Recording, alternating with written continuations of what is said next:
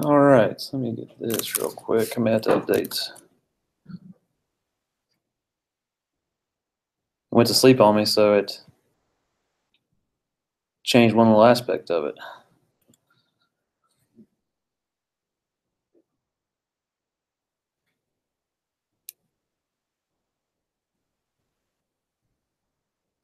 This is behind the scenes stuff you're not supposed to see. All right. You may have to refresh that page if you're on there. All right, so I'm going to go ahead and get started. So Tech Friday, November 3rd, I actually get to do it on the first Friday of the month. So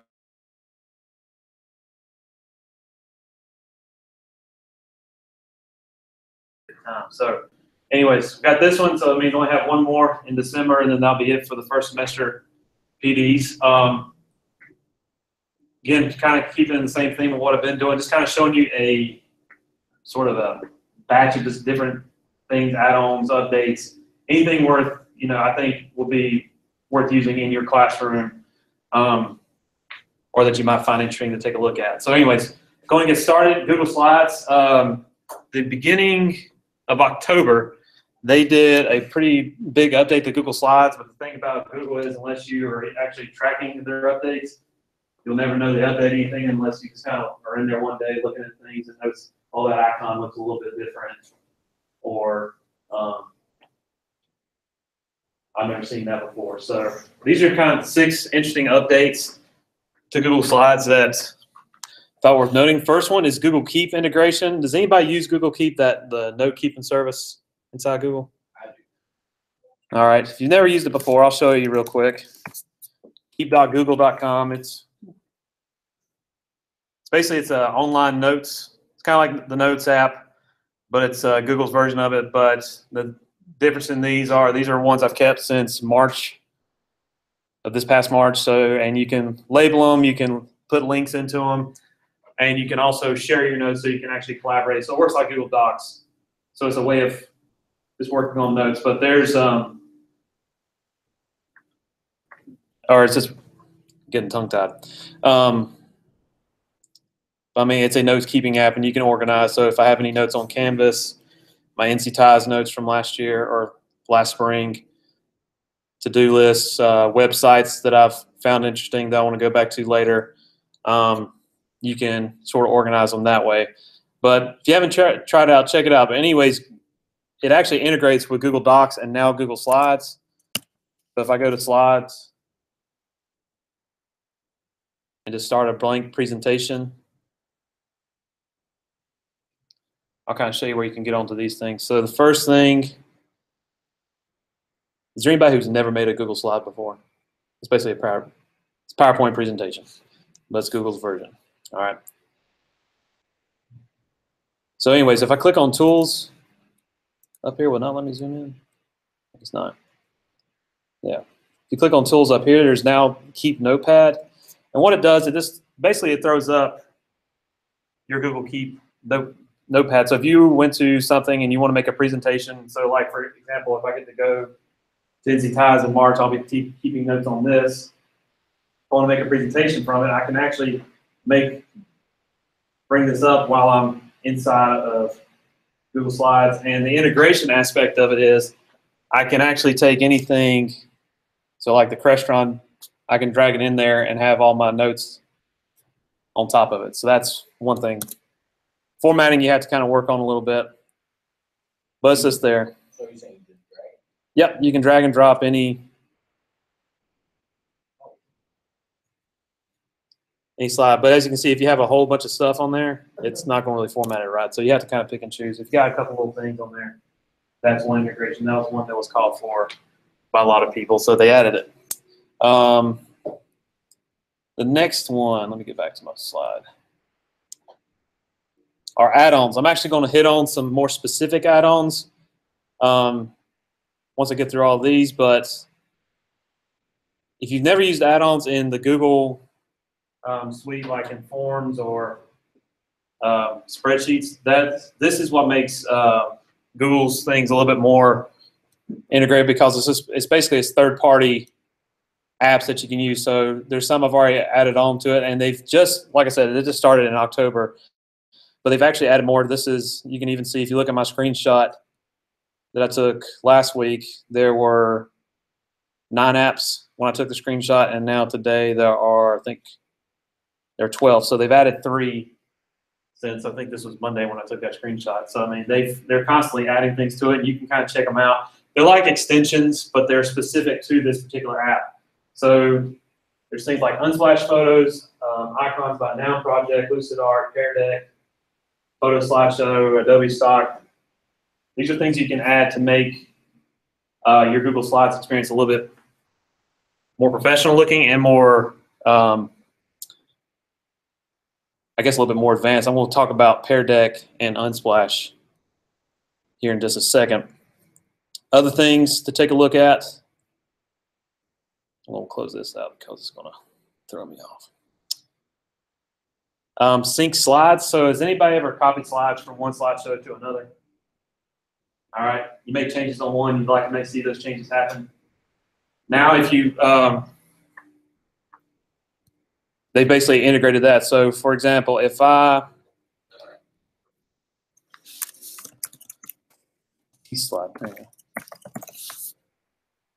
make this slide and I copy it, I start a new presentation. As soon as I click paste,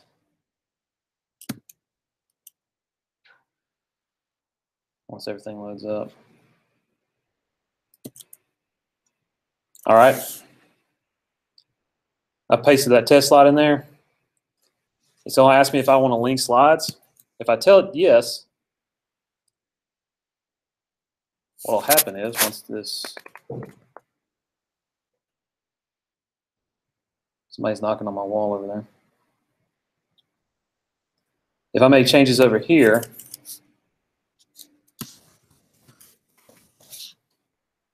go back to that presentation that I just closed out.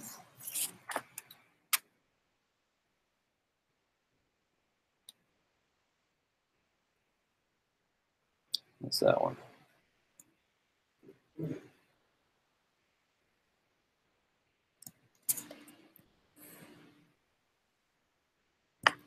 If I click on this slide, so you can see my by Grant Haynes is not up here, but if you look over here, there's a link slide options. If I click on that, I can click update, and it'll update that slide. So any changes you make on one slideshow, it'll make changes to that second slideshow.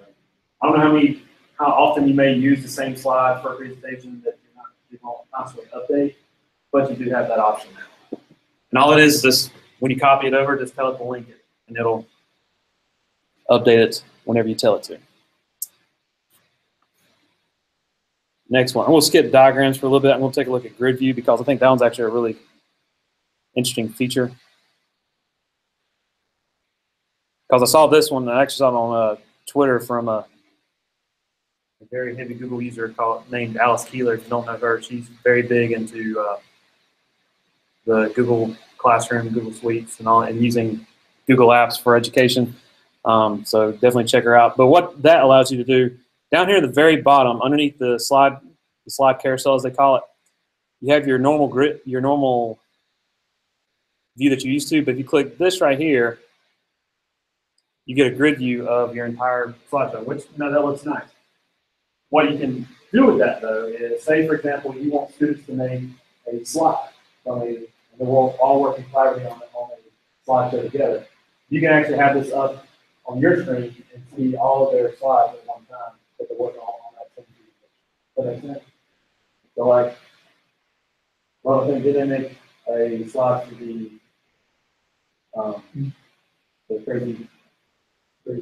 crazy thing out there? Yeah, so I don't know if they use the same slideshow or not, but you as a teacher, if you share a slideshow and say, all right, I want you to make a slide for a slideshow or something like that, you can actually just sit there and watch them all do it at one time. So it's kind of a way of tracking everything. You can also show, you have it up on the board like this so they can see the changes that are happening. It's always cool to kind of see like 20 people working on the same thing, watching all the stuff come together. So that's one option you have there. Okay. Next one was the diagrams. So now they've introduced a diagram option in slides. So you can do hierarchy, timelines, process, relationships, circles. So if I want to do a timeline, I can then choose how many dates, 4, 5, or 6. So if I choose it, I can go through and choose from a theme and then throw it in there. And then all this is editable. So I can change color, move things around. And it's all individual pieces. If you click on Insert, you should see diagram. In relation to that diagram that you're creating, can you alter its orientation? In other words, right now it's horizontal. I believe you can. Let me see if it'll let me. I know you can select. It might take a little bit because these are all individual pieces, but you could do that if you wanted to. I was hoping to see if I could select all of it at one time. There you go. So you can do that. Turn it that way. I don't know how well that would work. I didn't know if starting out it would. You could resize, yeah. So you have these options, and then as you can see, it's 4, 5, 6. I'm hoping they'll add the option to add more. I think the way they have it designed was you had 6 on this slide, then if you have more, go to the next slide, and things like that, instead of just one big timeline. And then, like I said, you have other ones. So let me just make a new slide real quick. You have hierarchy. You have circle diagrams. And like I said, these are, you click on the one you want, throw it in there. You can select all of it. So if you need to resize everything, you can do that. Or you can select individual pieces. So if you need to make emphasis, pull a piece out or something like that, you can do that. So there's some cool things there. And then last, we have skip slides. So if you have a presentation that you made inside of Google Slides and you don't want to use it, you instead of just hiding it, you can just say skip slide. So when you're going through your presentation, it'll just skip over it, but it won't delete the slide altogether and you won't have to lose it. And then whenever you want to bring it back in, just uncheck the skip slide and it's back in the presentation. So that's the 6 major updates that I saw or that I've seen online for Google Slides. Any questions as far as what's available there? Y'all seem riveted right now, by the way.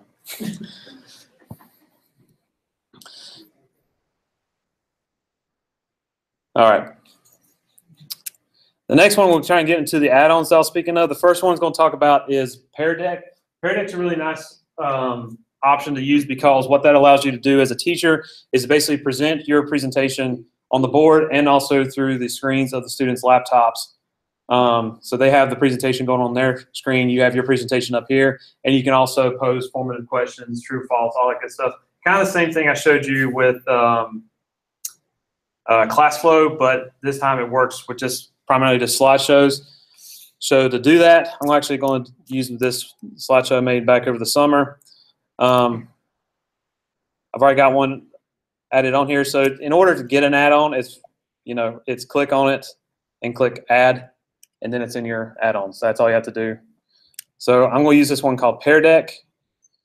You want to click on look at an overview, you can, but I'm going to go ahead and get into it. So with Pear Deck, I can add a couple things. So in my add-on section, this is the Pear Deck option. I can present with Pear Deck. I can add a warm-up slide, reflection slide, temperature check slide, exit ticket slide, and then I can also add text number and multiple choice questions. These are things I can do while I'm on the Google Slides side. When I go to actually present it, to make these things work, I have to present through Pear Deck, which I'm going to go ahead and just do now. I'm going to click that. I double-clicked on it too hard.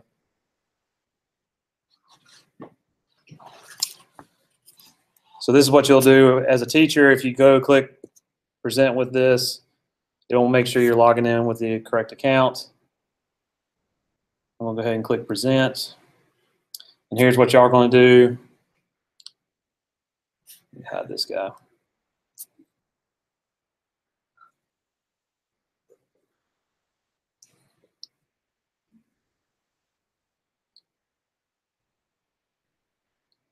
Going through it, successfully imported, uploading slides.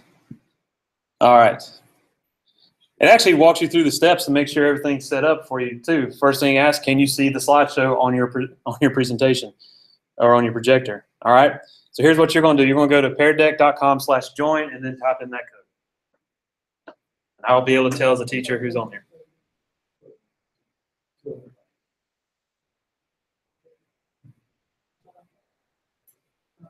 This is all free. Haven't paid for anything. I don't show paid stuff anyways.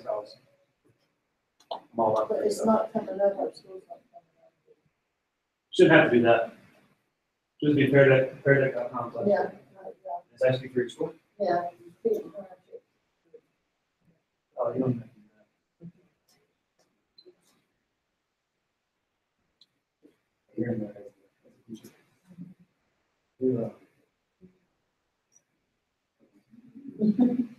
It's also your Really? sign. Mine said.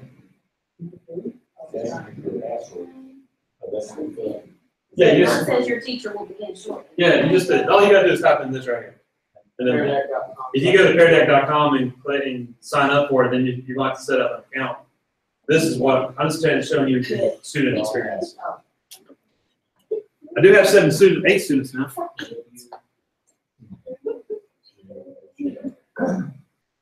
Very good. To pick my names, two in this small password.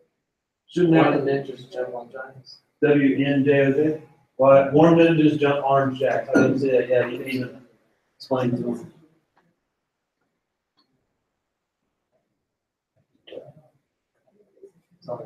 You haven't done that. Oh,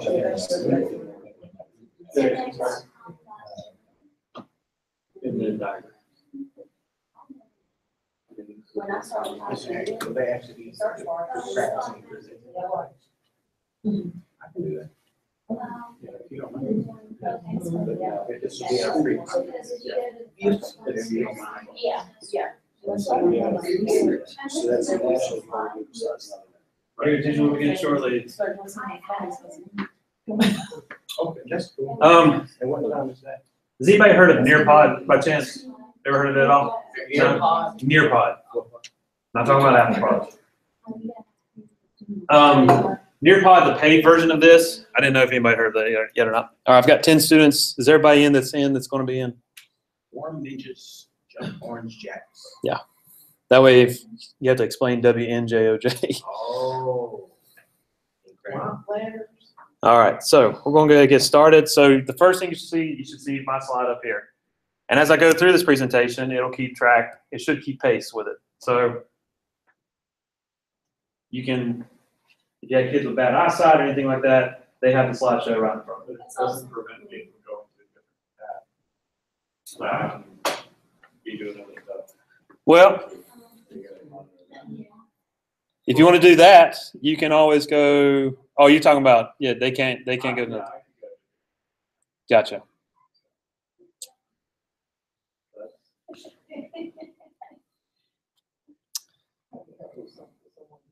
You do pay for some things. You have to pay for. I think on the upgraded versions, like Nearpod, will tell you when a student is not on there. Oh. It'll say like you have 12 of 13 students watching, one student's not watching. Okay. But that's a paid service. Does it tell you which one is not? Yes, on the premium. Wow.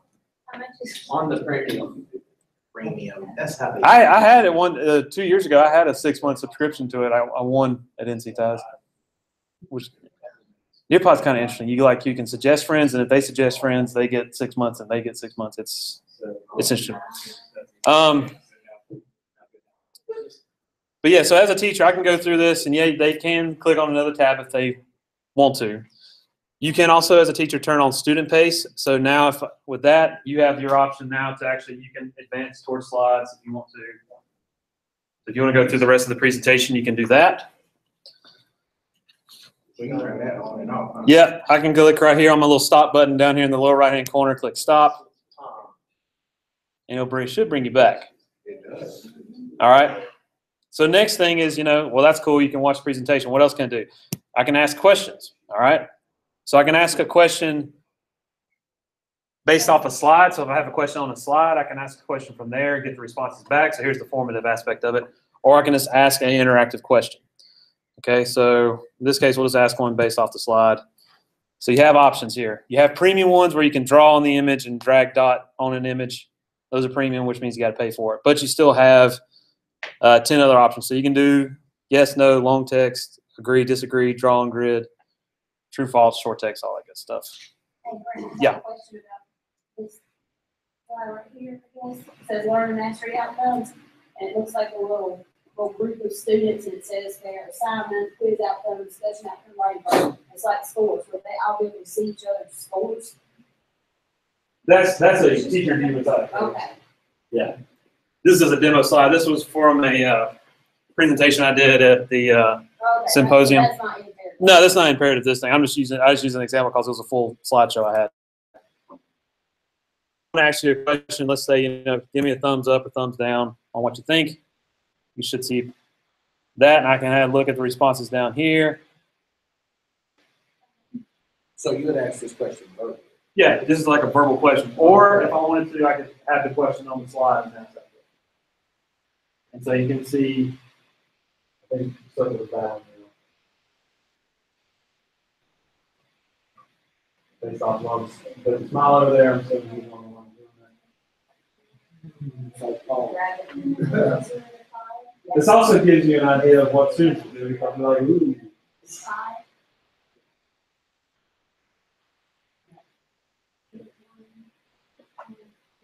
But again, if I'm ready for them to stop, I can click lock, and then You can't do it anymore. so another slideshow under this. if it's in Google Slides, yes. So Google Slides will import PowerPoint presentations and convert them to. Well, you can export Keynote as PowerPoint and then import it as and export it as a Keynote as a that. I've done that before too. Apple, the product doesn't work friendly with the other ones. Just show you the other questions real quick. True false question. So this one, just choose one. This is more of a bar setup. But again, results are coming in live. You can do discussions based off this. There's no student names tied to it, so anonymity is there, so they don't have to worry about it. Is there a way to not show that? Because a lot of people, when they start seeing true, Yeah. Yeah, you can do that. I just clicked on it. Like right now, it just says true or false. Okay. I can lock the slide, and then I can show the results.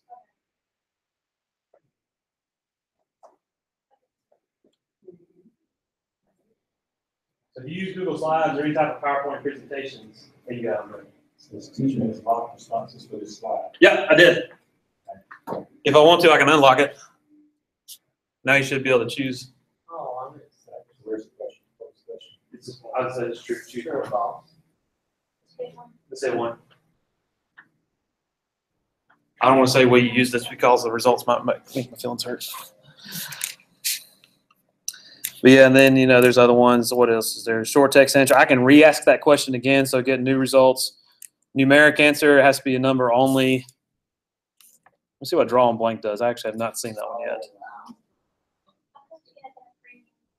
No, you can't. You can draw on the slide. You can draw on a blank slide, but you can't draw on a slide that I give you. That makes sense.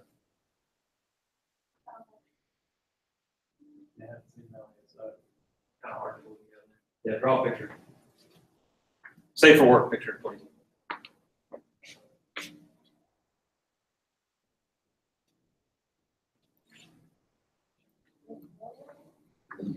Let's see what the results look like as they come in. Hey, wait. Let's go.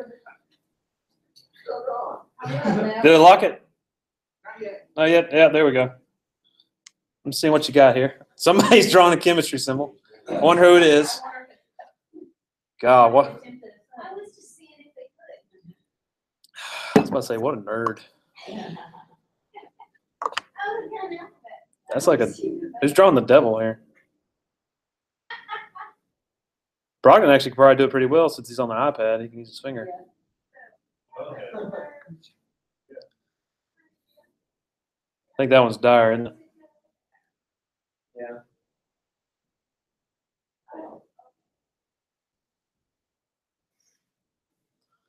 How long are you gonna let us go? I don't know. I'm probably gonna stop it there. Aw. Every time you click lock, oh. So close. So anyway, so yeah, Wow. That's the best. and like I said, I can keep going through it. You can click on the slide carousel. It looks a lot like Google Slides, so you can see everything that's on here. But yeah, so it's just a way of making something you've already created or that you already know how to use and make it more interactive with your students. If you notice down in the lower right-hand corner, the join code is still there. So if a kid comes in late, just tell them go to peardeck.com/join, click on the code, and then they're in. Okay. So the next thing is, if you do some formative assessments and you want to go back and see results for later, how do you get there? All right. If you click the 3 dots in the lower right-hand corner, you can end this session. I can give it a name. So I can call it Tech Friday Demo. Click Save and End. It's actually going to take me back to the Pear Deck home. So now if you've not created an account yet, it may ask you to do that beforehand already. But here I can go in, I can see all my sessions. Go back and look through them again. I can even open new ones. So if I want to use the front office assignments as one, I can do that. Create Pear Deck files, all that good stuff. So you can do it from Pear Deck or you can do it from Google Slides. The Google Slide add-on just lets you kind of go in, all right, I want to use this one. Click the add-ons, choose Pear Deck, and then present with Pear Deck. It's ready to roll. Okay, that's all I got to do there. The next one on the list, what was it? Unsplash. Unsplash is good because in my efforts to make sure we're still using copyright and following all that good stuff, Unsplash is a service that's basically it's free, commercial, ready to use images that are not copywritten, so they can be used for anything. You can use photos and slideshows because a lot of students will go online, they'll drag an image, not cite it, all that good, they don't want to do that. So with that one, again, if I click on Unsplash, choose Insert an Unsplash Photo. Over here on the right side, my little toolbar come up, and there's some actually really good ones in here. You click on the one you want, it'll throw it in there. You can also search. So what's a good search? Do what? Halloween, of course. So let's see. There's Halloween photos. So if I wanted to make one, I can click on it. I think if you just click on it, it throws it in there full size. And these are high resolution images. You can resize them. And like I said, they're in the commons, so you can use them however you want to. Yeah, Unsplash. Yeah. The nice thing about the add-ons right now, there's only 12, so all the ones I've talked about are pretty easy to find. Other ones in there, I think Adobe Stock is also, you can find stock photos from Adobe. I believe those are also free. And then there's one on here I saw, Lucid Diagram for slides. It's just another diagram app, but their diagrams are a little bit more. As another user, click here to make sure you log in. Let's try that. You can like add your own diagrams and things of that nature. This thing's been a little stupid. I'll have to hit down here. So you can create more interesting diagrams than just the ones that's stock on Google Slides. Okay. Any questions there? This is it for Google Slides. We'll go a little bit faster now. You say they never affect you. Yeah, there's people who follow the Google updates, and I just tend to look at their stuff, and I found a YouTube video is like 7 great things in the new Google Slides update, and it was from like 2 weeks ago. So I watched it, and it was like, oh, here's this, it can do this, and it can do this. I was like, well, I didn't even know that was there. The one that alerted me to it, the Twitter user that I was telling you about, she was talking about you could use Grid View to watch student updates on a Google Slide, so you can actually watch them do that. And I just thought that was the coolest thing. All right, next thing. This Adobe stuff? Yeah. So they just have You can search, like, yeah, those are sections. So like, if you click on it, you can get. just get a word. Yeah, but these are like this way of getting high quality images versus going and getting those super pixelated, low quality images that they somehow grab and then ask me, how can I make this less blurry? Can't they get a better image? All right, so next one I got, Hangout on Air. So what I was doing at the very beginning was setting up my broadcast, but basically Hangouts on Air is a way of broadcasting your lessons online. I pulled some of this stuff from a website I was looking at. So the big thing there was, you have students miss, but there wasn't any homework, but you did some really awesome things in class that you wish they had seen as far as your presentation. So this is kind of a way of doing that. What I did earlier was I just set up, there used to be a click on Google Hangouts, you could just set it up to where it broadcasts, but now it's done through YouTube. So right now, if you click on this link, I hope, click on Google Hangouts, you can just set it up to where it broadcasts. So see,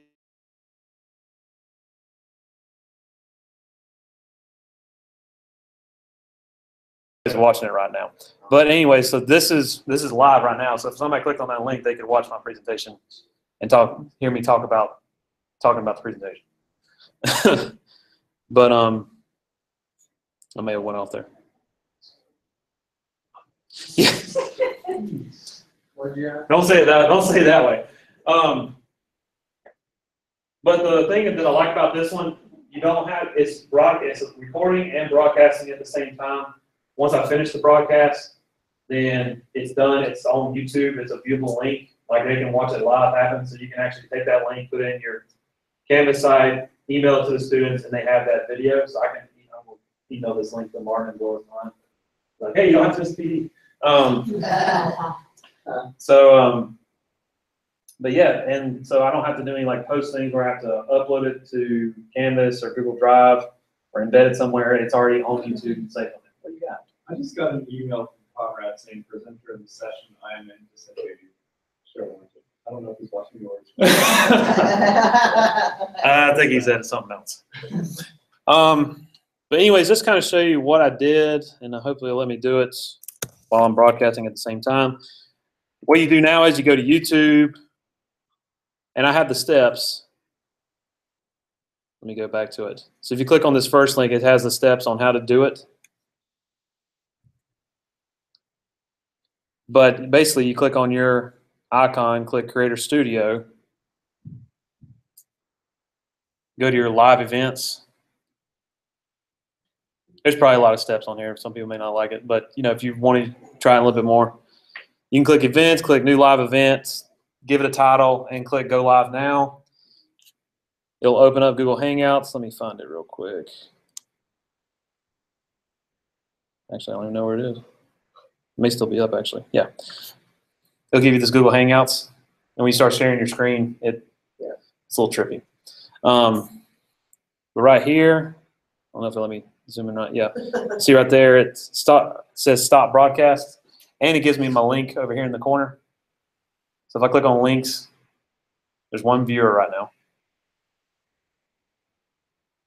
That's the link. And it also gives me an embed link. So I can embed this video into Canvas and you can watch the live video. So anywhere you can embed a video, you can do that. So it's recording and broadcasting at the same time. Really cool stuff. Please don't turn the sound on because I hate the sound of my voice. From a thing. I don't know about y'all. I sound like Kermit the Frog to me. Like a country Kermit. Anyways. But yeah. And if you've ever used Google Hangouts before, has anybody ever done video calls in Google Hangouts ever? Yes. Some of y'all have. I did them a lot in Rutherford County. I don't know how often y'all do them here. But anyways, a lot of times I would do calls with other ITFs. They want to talk about, it's like I'm going into the void there. That's what I was looking at. How did you do something? So you can actually share your screen in Google Hangouts when you're talking. It's just over there on the left side is that little green icon that says share screen. But you could also, if you're doing a Hangouts with, like say, for example, we ever do a Hangout with some business professional and we want people to see it, where our class is talking to it, we can actually record these sessions using, also we'll get their permission to do that, but you can have that on there. You can even have audience participation where they can come in and chat to the person, and they can talk to them. There's actually been a lot of webinars I've seen online that use Google Hangouts and or the Google Hangouts Live, and then they'll post that broadcast later for people who weren't able to attend. So that's the whole idea behind it. Is that our suggested alternative since we can't figure out how to get this? I would, and honestly, I think it would probably work better than this thing because So if you guys need that, get a grant, because we've been trying to figure out how to get this distance learning technology working. And right now, nobody seems to know. It's like, yeah, they installed- Once upon a time it worked. I don't know if they ever worked here or not. They have the same setup over there, don't they? I think they do. Because I feel like I've seen the same room like this over there on the college side. But anyways, the Google Hangouts, like you can, most everybody has a Gmail nowadays. It's an email service, and they haven't been hacked yet, like Yahoo. So you do have Yahoo account. I feel sorry for you. And if they don't have an email account, you can actually send them the link to join to do the business call. So I mean, it's very easy for us to set up Google Hangouts with anybody. You can put their image up on the screen and then have go through your camera here if you want to talk to the students that way, or maybe in the future we can get us a webcam that you can set up so you don't have to necessarily use your laptop and move it around. But yeah, any questions there? Or move on. Don't set up any live broadcast yet, if you are doing that. But yeah, if you're interested in using this for a project, or you want to record a lesson using this, just let me know. There's some steps for it, but it's not terrible. And like I said, I have your tips here if you ever need to do that. All right, we're gonna move on because I want to make sure we have time. It's only 10:05 though. I actually got like 2 hours. I'm not gonna take 2 hours. Audible groan. Good Lord. All right, so next, Padlet. Who has not heard of Padlet? Let's say if you've been in education in the past 2 years, you've heard of Padlet because everybody loves Padlet. All right, so anyways, Padlet actually did some new updates. So if you would click on the link that says click here to see it in action. They've actually done things where you can do reactions inside of Padlet.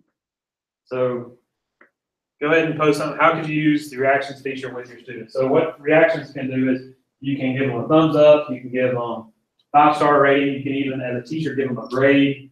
I don't think it tracks to a particular grade book, but they have that option on there for those who want it.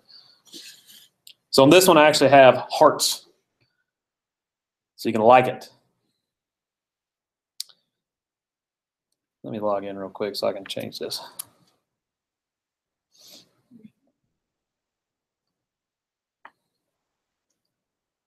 I don't want to upgrade. Padlet loves if you want to upgrade. Hopper's feedback. Oh, we.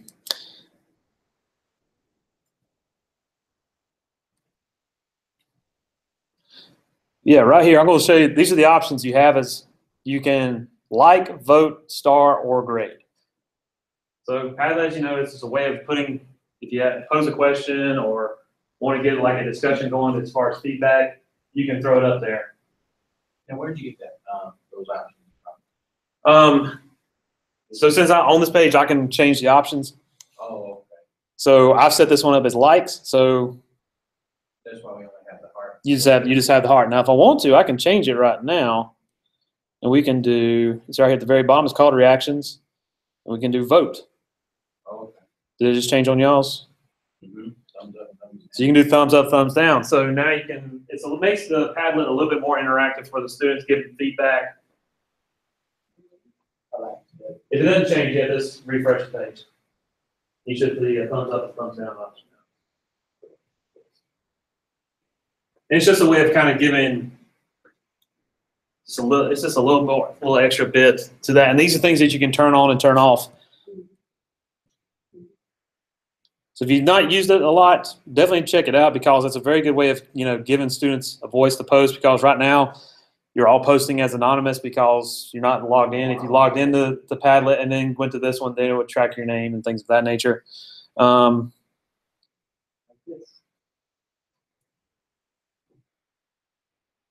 I can even turn on commenting so you can actually do that. where you can always have them put their names on there. And then I'll show you grade real quick. Max grade 100, switching reaction types deletes all existing reactions. So yeah, obviously you wouldn't be switching while you're doing it. So I'm going to save this. So now we have a grade. Do you see grade option on yours? If you refresh your page. Oh, you see it right now. So some people update, some it doesn't. But you can actually click on this and give them a grade. So 1 through 100, they have quite the option to choose from. So you can actually have students grade each other's responses on here. If you wanted to. You could have them do their stuff, and then you can go in and give them a grade and just look for it that way. If you wanted to. Like I said, I haven't seen any, tie into a grade book on here, so use that however you want to. But, there's some, I don't know what we're yelling about. I don't know who that was. That was an Anchorman reference. Always good. All right. But that's the new Padlet updates. So if you haven't been using Padlet and this might make you interested in it, great. Just throwing it out there, okay? A lot of these things I have to throw out or just kind of see what sticks. Next is GraphFree. This is for my 2 math teachers. I'm sorry for everybody else. GraphFree.com is basically, it's a graph making tool, but what it does that makes it different from the other ones is when you create your chart, it's a copy and paste into whatever you want to use and it's ready to roll. You don't have to do any type of special editing, insert, anything like that. It's just pick the image you want or pick the graph that you want, create it. Yes, if you click the GraphFree, maybe not. Did I not link it? That was unprofessional.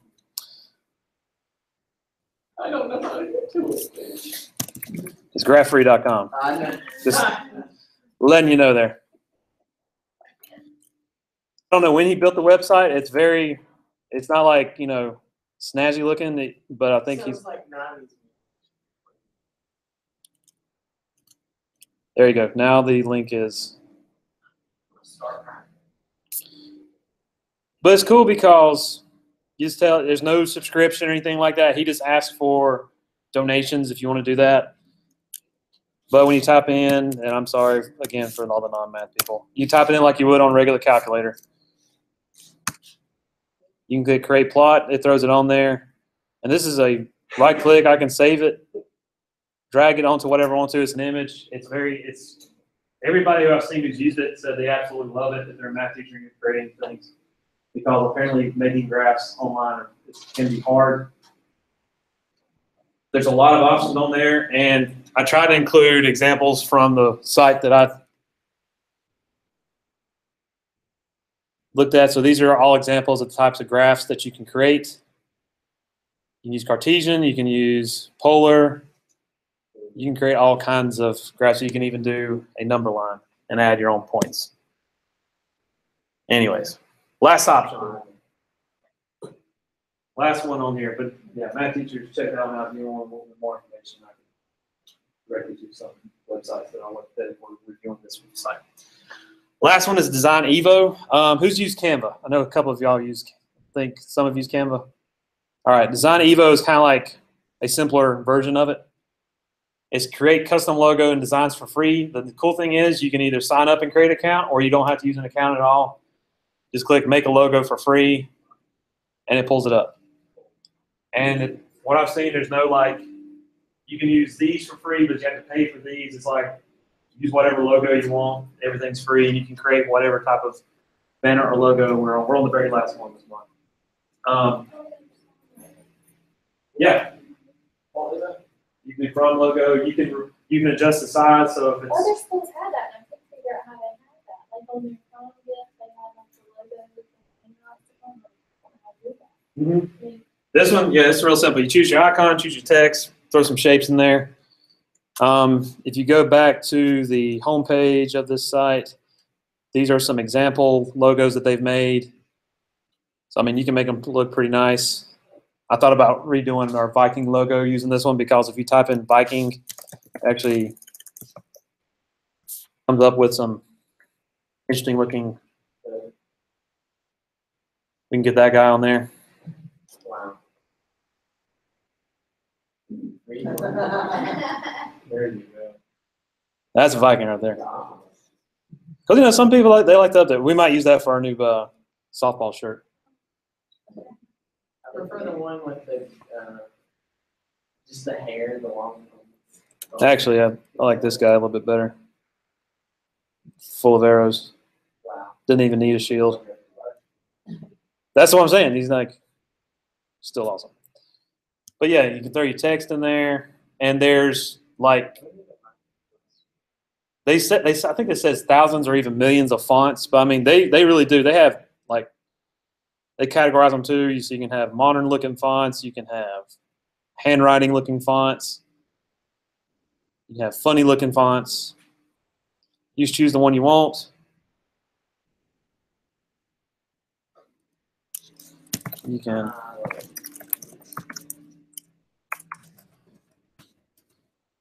And then adjust it however you want to, resize it. You can throw colors in there. You can change the background color also. I didn't do that. So if I want to throw that color fill, just choose the color you want. You can darken it, all that. There's pretty much whatever you want to as far as design aspect of it. You can make it however you want to. You can change the layout, add shapes, boxes, all that kind of stuff on it. And there's a lot of, like, if you search YouTube, they'll give you YouTube like already modified version of it. So, but it's and like I said, I didn't even create an account for this one yet. This is all, go in there, click make a logo, and it's ready to roll. And when you download it, it's actually really nice.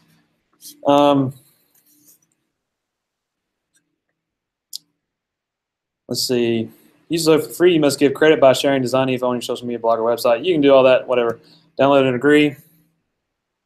It'll give you a zip file like this. It actually gives you 4 files. It gives you the README before using your logo. We have a transparent PNG, so there's no background on this one.